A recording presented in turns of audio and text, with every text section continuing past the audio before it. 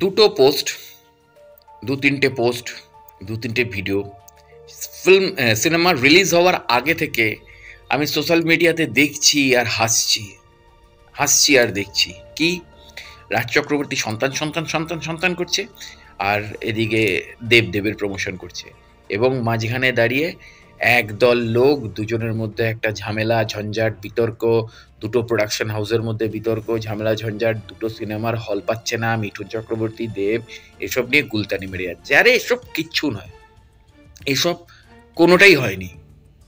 এবং যে আলোচনাটা বা যে ভিডিওসগুলো হয়েছে, যে ছবির কথা বলা হয়েছে বা যে ধরনের আলোচনা করা হয়েছে, পুরোটা একটা, আমি সাজানো স্ক্রিপ্ট বলছি না, পুরো ব্যাপারটারই ডবল মিনিং তৈরি হয়ে গেছে। কে কাকে নিয়ে কি আলোচনা করছে? যদি বাবা মার মধ্যে ঝগড়া লাগে তখন তো উচিত সন্তানদের চুপ করে থাকা।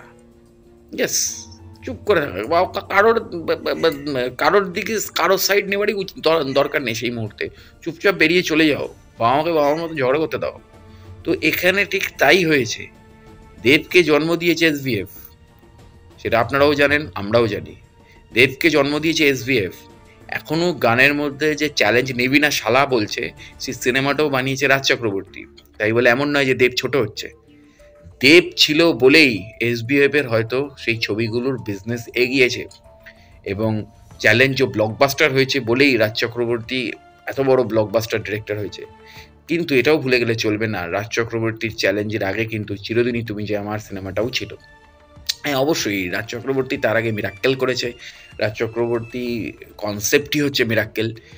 ড্যান্স বাংলা ড্যান্সও করেছে। তো সেগুলো তার টেলিভিশন প্রজেক্ট।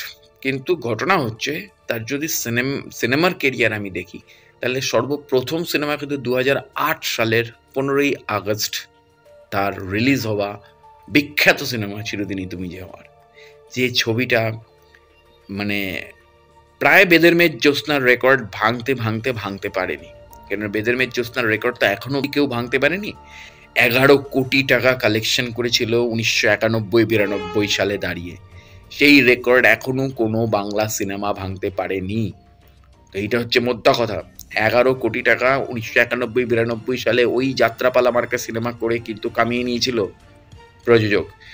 তো সেইখানে চিরদিনই তুমি যে আমার প্রায় অনেকটা কাছাকাছি মানে ছিল, সেন্টিমেন্ট ইমোশন সেই সময়কার হাইপ ট্রেন্ডিং।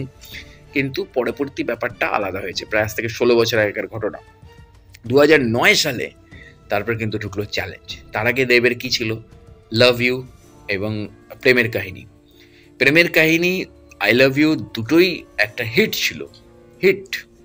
কিন্তু এটাও ভুলে গেলে চলবে না, চ্যালেঞ্জ কিন্তু দুজনের একসাথে প্রথম ব্লকবাস্টার, যেটা রাজেরও এবং দেবেরও, এবং তার সাথে সাথে এসভিএফ এরও। কারণ এসভিএফ এমনটা নয় যে এসভিএফ ব্লকবাস্টার দেয়নি।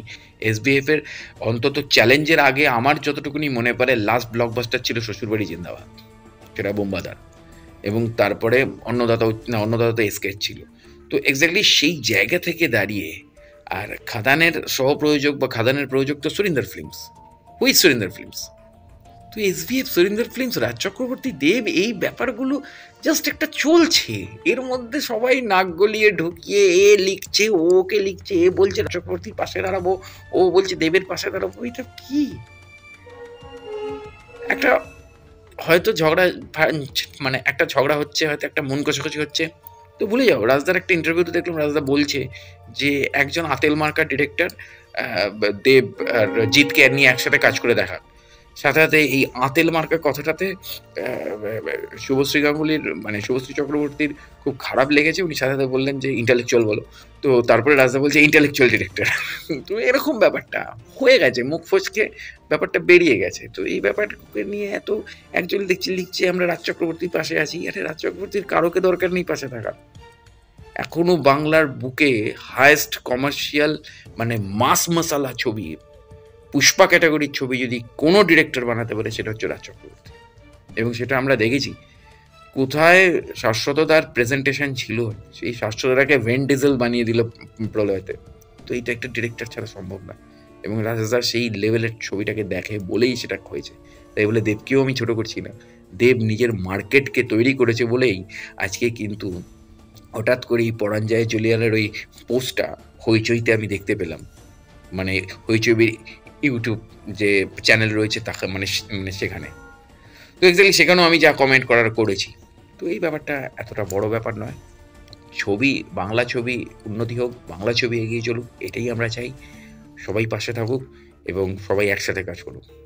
খালি রাজনীতিটা না আসলেই হলো। অবশ্যই জুড়ে থাকুন আমার চ্যানেলের সাথে এবং আমার পেজের সাথে। দেখা হচ্ছে পরের ভিডিওতে। নমস্কার।